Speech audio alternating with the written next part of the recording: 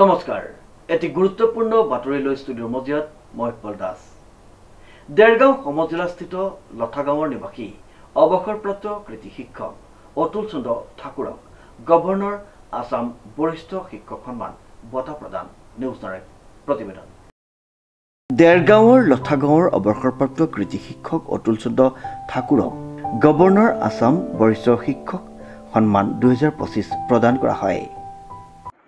মোৰ মনৰ অনুভৱ ক'বলৈ গ'লে জীৱনত বহুতো সংঘাতৰ মাজেদি আহি এই 4-8 বছৰত উপস্থিত হ'লোহি, কিন্তু এনেকুৱা এটা আনন্দ বা ফূৰ্তি মই সপোনতো ভবা নাছিলোঁ।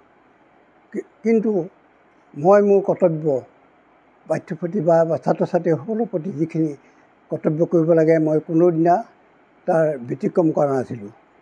সদায় সময়মতে মই মোৰ স্কুলত উপস্থিত হৈছিলোঁ। এইটো গোটেই গাঁৱে এইটো গম পাইছিল।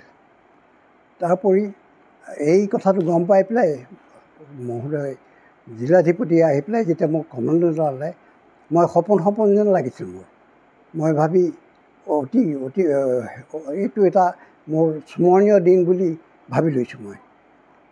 আৰু তেখেতসকলৰ যি মোক আজি আমন্ত্ৰণ জনালে তেখেতসকলকো মই মোৰ আন্তৰিক শুভেচ্ছা জ্ঞাপন কৰিছোঁ। এখনত পহিলা মোৰ সম্বন্ধীয়া এজন পেহা আছিলে। মোৰ পিতৃ দেউতাই কৈছিলে তই ভিনীহিৰ লগত যদি থাক তই মানুহ হ'ব পাৰিবি। সেইকাৰণে মই সেই অৰ্থত মই জে.বি. কলেজৰ পৰা গুচি আহি পৰীক্ষা দিয়াৰ পাছত মই তাত আহি ক্লাছ কৰিবলগীয়া হ'ল। মাতি নিলে মোক ক্লাছ কৰিলোঁ। প্ৰায় 3 বছৰ মই তাত চাকৰি কৰিবলগীয়া হ'ল। 3 বছৰ কিন্তু মই এপইচাও ল'বলৈ নাপালোঁ, কিন্তু 3 বছৰ কৰিলোঁ। আৰু লগত মোৰ পেহা যিজন আছিল তেখেতেও কৰিছিলে, অৱসৰপ্ৰাপ্ত শিক্ষক। এই দুয়োজনে কৰি আছিলোঁ। কিন্তু তাৰ পাছত ঠিক 3 বছৰ পাছত মোক এখন কাগজ আহিলে যে আপুনি ইণ্টাৰভিউ দিব লাগে গোলাঘাটত। তেতিয়া গৈ ইণ্টাৰভিউ পহিলা আমি যিকেইজনে স্কুলত চাকৰি কৰিছিলোঁ তেওঁলোকে পৰীক্ষা নিদিওঁ বুলি সিদ্ধান্ত কৰিছিলে। আমি ইমান বছৰ চাকৰি কৰি আছোঁ, এতিয়া আমাক কিয় দিব লাগে? তেতিয়া এছ.আই. ক'লে যে যদি পৰীক্ষা নিদিয়ে আপোনালোকৰ চাকৰি খতম।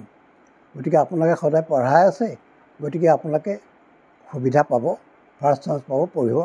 অকল মেট্ৰিকৰ ষ্টেণ্ডাৰ্ডৰ প্ৰশ্ন আহিব, গতিকে আপোনালোকে দিয়ক। পৰীক্ষা দিবলৈ গ'লোঁ, পৰীক্ষা দিলোঁ। কিন্তু মোৰ ভাগ্য ভাল, মই যিখিনি বিষয় মই ঘৰত এনেও ছাত্ৰ ছাত্ৰীসকলক শিকাই আছিলোঁ তাৰ ভিতৰতে প্ৰশ্ন পৰি গ'ল।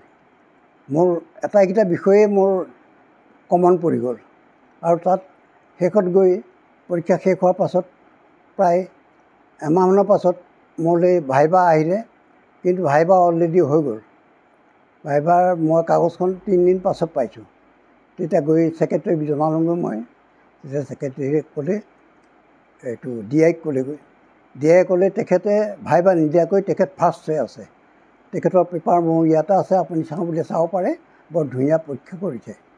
তেতিয়া বোলে তেখেতক কাইলৈ পঠাই দিয়ক, মই এপইণ্টমেণ্ট লেটাৰ লিখি থৈছোঁ তেখেতৰ নামত। তেখেতক মোৰ ঘৰলৈ আহিবলৈ ক'ব, অফিচলৈ আহিব নালাগে, মই ঘৰত থাকিম 9 বজাত। আৰু ঠিক 9 বজাত মই পাছদিনা তেখেতক গৈ পালোঁগৈ।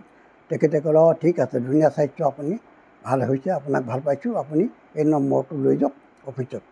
তেতিয়া গৈ মই তাত অফিচৰ পৰা মই চাকৰি পাইছোঁ 2টা। একেখন স্কুলতে মই 33 বছৰ কৰিবলগীয়া হ'ল। এতিয়া বৰ্তমান মোৰ 88 বছৰ। মোৰ পৰিবাৰ আছে। মোৰ এজনী ছোৱালী আছিলে, তেওঁ বিবাহ দিলোঁ যোৰহাটলৈ। আৰু মোৰ 2জন ল'ৰা আছে। মোৰ পৰিবাৰৰ শিক্ষয়িত্ৰী আৰু 2জন মোৰ শিক্ষক কাম কৰি থাকে। দৰমহাতে প্ৰথম দৰমহা মোৰ 60 টকা 8 অনা। 60 টকা 8 অনা। এতিয়া সময় আচৰিত লাগে এতিয়া সেই অৱস্থা শুনি। এইটো মোৰ ভাগ্য বুলিয়েই ভাবি আছোঁ। আৰু মোৰ যিখিনি কৰ্তব্য কৰিব লাগে সেই কৰ্তব্যমতে মই আগবাঢ়ি গৈছোঁ, আৰু মোৰ সন্তানো তেনেকৈ আগবাঢ়ি গৈছে। এইটো এটা মনতে ভগৱানৰ ইচ্ছা, আৰু যি কৰে তেওঁ সেইটো বুলিয়েই মই মোৰ কাম কৰি আছোঁ। সকলো কাৰণে মই বিশেষকৈ অতি আনন্দিত হৈছোঁ। তাৰোপৰি মই তেখেতসকলক যিসকল আহিছে মোক সম্ভাষণ জনাইছে বা ওচৰতে হেৰি কৰিছে তেওঁলোকক মই যেন তেওঁলোকেও যাতে ভৱিষ্যত ভগৱানে তেওঁলোকক মংগল কৰক, কল্যাণ কৰক আৰু তেওঁলোকে যেন তেওঁলোকৰ কৰ্তব্য সুকলমে কৰি পেলাই ভগৱানৰ ওচৰত তেওঁলোকে যেন দেশখনক আগবঢ়াই নিব পাৰে, সুস্থ পৰিৱেশ এটা সৃষ্টি কৰিব পাৰে, তাৰ কাৰণে মই ভগৱানৰ গুৰিত প্ৰাৰ্থনা জনাইছোঁ। এতিয়াও মই নহ'লে কেতিয়াবা এতিয়া কালি দেৰি হ'ল, ৰাতি পঢ়িছোঁ মই বাতৰি কাকত, গধূলা লৈ আহিছে সিহঁতে, সেইকাৰণে মই ৰাতিয়েই পঢ়িছোঁ ভাত খাই উঠি পেলাই আকৌ। এইটো আছিলে আৰু তেখেতো সুস্থ হৈ আছে। উল্লেখযোগ্য যে দেৰগাঁৱৰ লঠা গাঁৱৰ অৱসৰপ্ৰাপ্ত কৃতি শিক্ষক প্ৰবীণ খেলুৱৈ, বিশিষ্ট সাংস্কৃতিক কৰ্মী, দেৰগাঁও কমাৰগাঁও উচ্চ বুনিয়াদী বিদ্যালয়ৰ প্ৰতিষ্ঠাপক শিক্ষক অতুল চন্দ্ৰ ঠাকুৰক গভৰ্ণৰ আছাম বৰিষ্ঠ শিক্ষক সন্মান 2025 প্ৰদান কৰা হয়। উল্লেখযোগ্য যে গোলাঘাট জিলাৰ আয়ুক্ত পুলক মহন্ত, দেৰগাঁও সমজিলাৰ আয়ুক্ত সক্ষমাৰ সৈতে গোলাঘাট জিলা প্ৰশাসনৰ এটি দল বিশিষ্ট শিক্ষকগৰাকীৰ বাসগৃহত উপস্থিত হৈ এই সন্মানটি প্ৰদান কৰে। 1996 চনতে চাকৰি জীৱনৰ পৰা অৱসৰ গ্ৰহণ কৰা 88 বছৰীয়া অতুল চন্দ্ৰ ঠাকুৰে এই বঁটা গ্ৰহণ কৰি আনন্দিত হৈ পৰিছে। বিশিষ্ট শিক্ষকগৰাকী গণিত আৰু বিজ্ঞানৰ শিক্ষকৰ লগতে এগৰাকী ভাল ফুটবল খেলুৱৈ আৰু পাকৈত ক্ৰিকেট খেলুৱৈ আৰু সুদক্ষ ভায়লিন আৰু তবলা বাদক হিচাপে পৰিচিত আছিল।